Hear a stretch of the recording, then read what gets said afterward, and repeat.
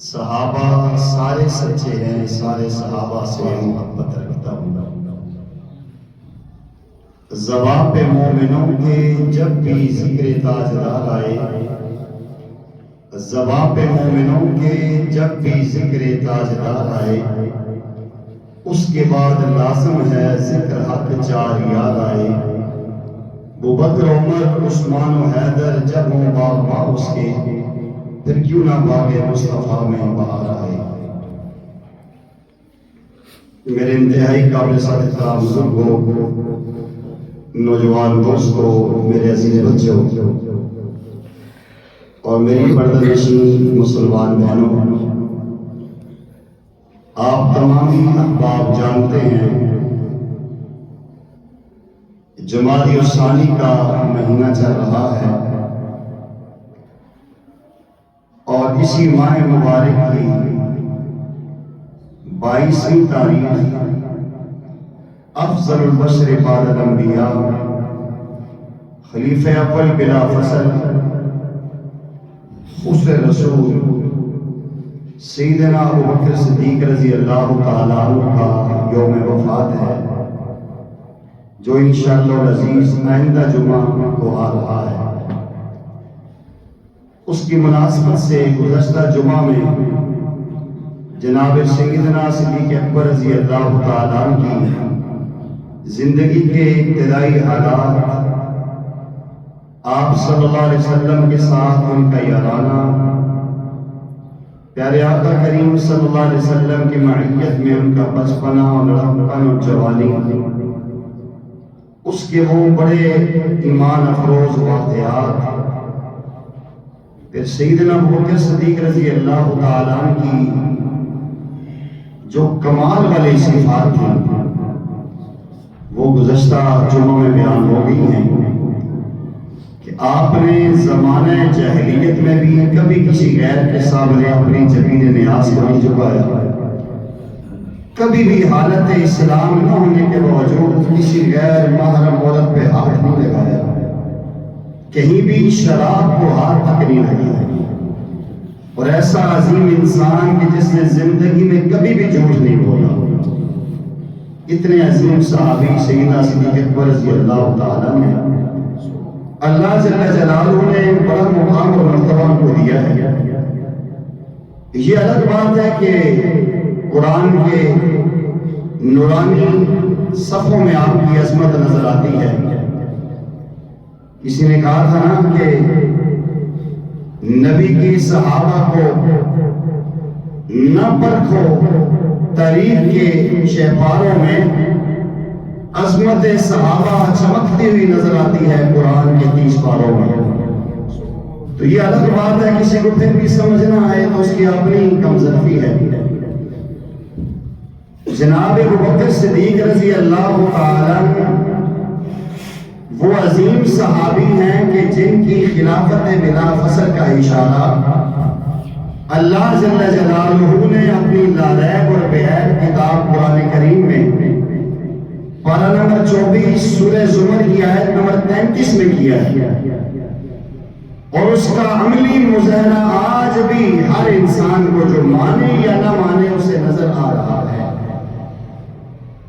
قرآن کریم کی سورہ زمر کی اس آیت میں اللہ فرماتے ہیں وَالَّذِي جَاءَ بِالصِّدْقِ وَصَدَّقَ بِهِ، وہ ذات جو سچ لے کر آئی اور جس نے اس سچ کی تصدیق کی اور جس نے ان دونوں کو تسلیم کیا، اولئک هم المتقون، یہ متقی لوگ ہیں۔ تمام مفسرین کا اس پہ اجماع ہے والذی جاء بالصدق سے مراد میرے اور آپ کے پیارے آقا جناب رسول اکرم صلی اللہ علیہ وسلم ہیں، وصدق بہ سے مراد ابوبکر صدیق رضی اللہ تعالیٰ عنہ۔ آپ سچ لے کر آئے، صدیق اکبر نے سچائی کی تصدیق کی تو سچے بنے، اور آج دنیا میں آپ کے نام کا لائق ہے ابوبکر صدیق۔ کوئی بھی خالی ابوبکر نہیں کہتا، جب بھی کہے گا جناب سیدنا ابوبکر صدیق رضی اللہ تعالیٰ تصدیق کی، اس کا بھی آگے چل کے میں انشاءاللہ عرض کرتا ہوں۔ تو یہاں جا بالصدق کے ساتھ وصدق بھی جڑا ہوا ہے. اور آپ یقین جانیے کہ علماء عاملین نے اور قرآن کی گہرائیوں میں اترنے والے علماء نے لکھا ہے جو بندہ اس آیت مبارکہ کو والذی جاء بالصدق وصدق بہ کو 70 مرتبہ 11 دن تک اس مہینے کے دنوں میں پڑھے، اللہ جل جلالہ ایسی عزت دیں گے جیسے سیدنا صدیق اکبر کو ملی ہے. اور اللہ جل جلالہ دشمنوں سے ایسے محفوظ کریں گے جیسے ابو بکر کو اللہ نے محفوظ کیا ہے. اور جہاں اس کے دشمنان ہوں کثرت سے پڑھے 11 دن 70 مرتبہ روز اس آیت کے پڑھنے سے. سورہ زمر پارہ 24 آیت نمبر 33 والذی جاء بالصدق وصدق بہ اولئک المتقون، اللہ اس کی ہر جائز حاجت کو پورا فرمائیں گے. اور آج ہی ہم اپنے حضرت کے پاس بیٹھے ہوئے تھے اور فرما رہے تھے ابھی کل ہی ہمارے پیر اقبال قریشی صاحب سیدہ مجدوم حرم مدینہ سے تشریف لائے ہیں. آپ فرماتے ہیں کہ اس آیت کا صحیح مزہ جنت البقیع میں بیٹھ کے پڑھنے سے آتا ہے. وہ جگہ جس کو پیارے آقا صلی اللہ علیہ وسلم نے فرمایا تھا ما بین بیتی و ممبری روضۃ من ریاض الجنہ، میرے گھر اور میرے ممبر کے درمیان جنت کا ٹکڑا ہے. فرمایا وہاں انسان اگر اس آیت کو چند مرتبہ بھی پڑھے تو اللہ جل جلالہ اس کی دعا کو قبول فرماتے ہیں. اللہ اس کی ہمیں کثرت نصیب فرمائے. کوئی مانے یا نہ مانے گنبد خضرا میں چلے جائیے، آپ دیکھیے پیارے آقا کریم علیہ السلام کے ساتھ بغیر کسی واسطے کے صدیق اکبر پڑے ہوئے ہیں. یہ خلافت بلا فصل کی تصدیق نظر آ رہی. اس سے پڑھ کے اور کیا ہوگا؟ یہ اللہ جل جلالہ نے انتظام اس لیے کیا کہ جو نہیں ماننا چاہتے انہیں زبردستی منوایا جائے. تو مانو یا مانو نہ مانو، قرآن نے بتا دیا، گنبد خضرا کے وکیل نے ہمیں اپنے پاس سنا کے دکھا دیا کہ خلافت بلا فصل کے صحیح معنوں میں مستحق صدیق اکبر رضی اللہ تعالیٰ. بہرحال یہ اس پر میں نے گزشتہ جمعہ میں مختصر بات عرض کی تھی. ابھی میں نے آپ کے سامنے پارہ نمبر 30 سورہ لیل کی چند آیات پڑھی ہیں، اسی پہ انشاءاللہ میں گفتگو کروں گا. جناب سیدنا صدیق اکبر رضی اللہ تعالیٰ کو اللہ نے بہت سارے کمالات دیے. ان میں سے ایک کمال یہ ہے کہ اللہ کی راہ میں انہوں نے بہت مال خرچ کیا. اور آپ اپنی دلی خواہش کا اظہار یوں کرتے ہیں کہ میری 3 خواہشیں. پہلی خواہش یہ ہے کہ نگاہ میری ہو اور چہرہ انور میرے آقا کا ہو، کہ انی انظر وجہ رسول اللہ صلی اللہ علیہ وسلم، میں پیارے آقا کے چہرے کو دیکھتا رہا. دوسری خواہش ہے وہ مالی انفقت والا رسول اللہ، مال میرا ہو اور خرچ میرے آقا کریم صلی اللہ علیہ وسلم پہ. اور تیسری یہ ہے وہ بنتی تحت رسول اللہ، بیٹی میری اور بیوی میرے آقا کی. آج دنیا میں ہر بندہ یہ کہتا ہے، آپ بھی کہتے ہیں، میں بھی کہتا ہوں، انسان کی بڑی چاہتے اور بڑی امیدیں ہوتی ہیں، لیکن بیچارہ امیدیں پوری نہیں کر سکا، امیدیں دل میں لے کر چلا گیا. جناب سیدنا صدیق اکبر رضی اللہ تعالیٰ وہ شخصیت ہیں جنہوں نے 3 چاہتیں، تمنائیں اور امیدوں کا اظہار کیا تو اللہ نے وہ پوری کر کے دنیا سے آپ کو بھیجا ہے. پیارے آقا کریم صلی اللہ علیہ وسلم کا ہجرت کا سفر ہوتا ہے، اور ہجرت کے سفر میں جناب سیدنا صدیق اکبر رضی اللہ تعالیٰ تنہائی میں 3 دن اور 3 راتیں امام الانبیاء فخر کائنات صلی اللہ علیہ وسلم کا جی بھر کے دیدار کرتے ہیں. امیر شریعت سید عبداللہ شاہ بخاری رحمہ اللہ فرمایا کرتے تھے کہ جب میں وہ غار حرا کا، وہ غار سور کا منظر دیکھتا ہوں تو میں وجدانی کیفیت میں ایسے ہو جاتا ہوں کہ ابو بکر صدیق رضی اللہ تعالیٰ کی گود مجھے ایک رحل نظر آتی ہے، اور امام الانبیاء فخر کائنات صلی اللہ علیہ وسلم کا چہرہ انور مجھے کھلا ہوا قرآن نظر آتا ہے. اور جناب سیدنا صدیق اکبر رضی اللہ تعالیٰ تنہائی میں اس قرآن کے اوراق کا مطالعہ پڑھتے ہوئے نظر آتے ہیں. تو اللہ نے یہ خواہش بھی آپ کی پوری کی. اور پھر دوسری تمنا کہ میرا مال میرے آقا پہ خرچ ہو. پیارے آقا نہ مانگے، میں آپ خود اپنی مرضی سے استعمال کریں. تو اللہ جل جلالہ نے یہ بھی توفیق صدیق اکبر رضی اللہ تعالیٰ کو دی. آپ جا رہے ہیں اور آپ نے دیکھا سیدنا بلال حبشی رضی اللہ تعالیٰ جو اس امت کے فخر ہیں، جنہیں اللہ نے مؤذن رسول ہونے کا شرف بخشا ہے، یہ واحد صحابی ہے میرے آقا کریم علیہ السلام کے جن کے مکہ کے اوپر چلنے کی پاؤں کی آہٹ عرش بری پر سنائی دیتی تھی۔ آپ نے دیکھا کہ امیہ ان کو تکلیف دے رہا ہے۔ ایک دفعہ فرمایا کہ ظالم کیوں ظلم کرتا ہے؟ تیرے اندر انسانیت نہیں، تیری پسلیوں میں دل نہیں۔ ایک انسان جانور پہ اتنا ظلم نہیں کرتا جتنا تو ایک انسان پہ کر رہا ہے۔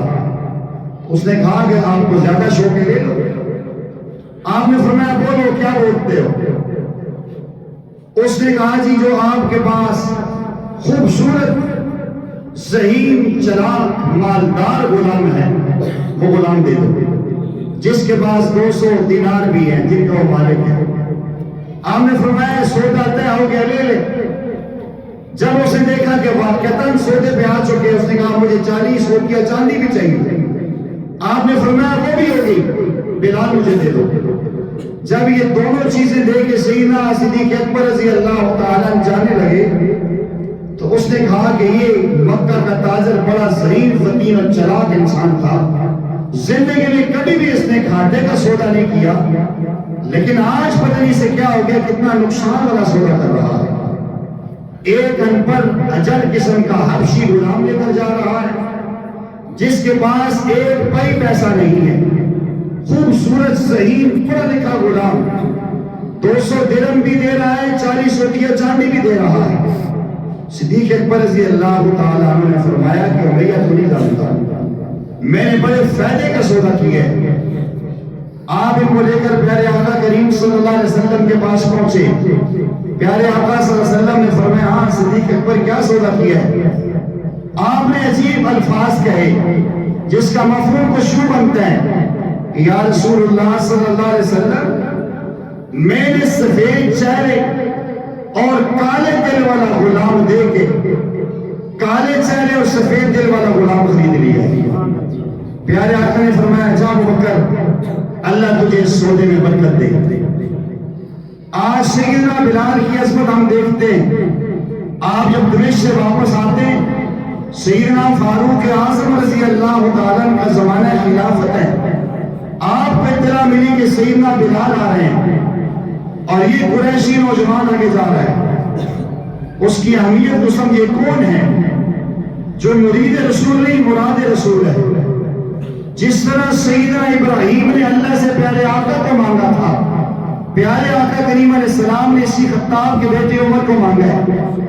یہ وہ عمر ہے جو زمین پہ بولتا ہے، اللہ آسمان سے قرآن کے الفاظ بنا کے اس کی باتیں زمین پہ اتارتے ہیں۔ یہ وہ عمر ہے جس راستے سے جاتا ہے شیطان وہ راستہ چھوڑ دیتا ہے۔ یہ وہ عمر ہے جسے اللہ جل جلالہ نے حق اور باطل کے درمیان فرق کرنے والا فاروق کا لقب دیا ہے۔ یہ وہ عمر ہے کہ جس کے نام سے کفر آج بھی کانپتا ہے۔ یہ عمر رضی اللہ تعالیٰ مدینہ پاک سے باہر آتے ہیں، حضرت بلال آ رہے ہیں، چشم فلک میں وہ نظارہ دیکھا ہے۔ یہ قریش کا عظیم نوجوان، یہ مسلمانوں کا عظیم فرما روا، یہ مسلمانوں کو وہ خلیفہ جس نے فوج کا نظام بنایا، جس نے پولیس کا نظام بنایا، جس نے پورا یہ نظام سرکل جتنے بھی آج ہمیں شعبے نظر آ رہے ہیں بیت المال کا نظام بنایا ہے، سیدنا فاروق اعظم کی مرہون منت ہے۔ آپ کہتے ہیں لوگوں ہٹ جاؤ، دیکھو جا سیدنا بلال، عمر کا سردار بلال آ رہا۔ یہ اتنی عظمتیں بلال کو ملی ہیں، اندازہ لگائیے جس نے بلال کو خرید کے آزاد کیا اس کی عظمت کا کیا ہی کہنا ہے۔ تاریخ میں لکھا ہے ایسے بہت سارے غلام جو غریب تھے، جو ظلم و ستم کا تشدد کا نشانہ بن رہے تھے، سیدنا ابوبکر صدیق رضی اللہ تعالیٰ عنہ کو خرید کے آزاد کیا۔ اور اللہ جل جلالہ کا ضابطہ ہے، اللہ کبھی ادھار نہیں چھوڑتے۔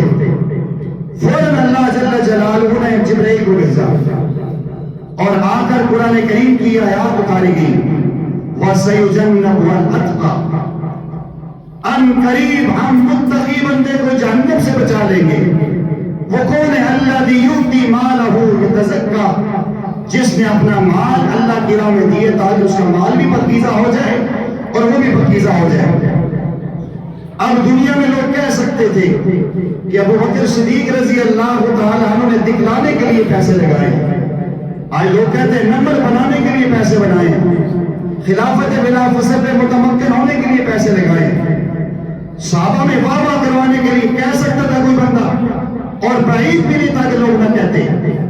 لوگوں نے کہا اور آج بھی کالے دل اور کالی زبان والے لکھتے ہیں اپنی کتابوں میں کہ ابو بکر صدیق جو ہے نا وہ غارے الیاذ باللہ غارے شور میں وہ رونے شروع ہوئے اور چیخنا شروع ہوئے کہ تاکہ کافروں کو پتہ چلے کہ رسول اللہ اندر موجود ہے۔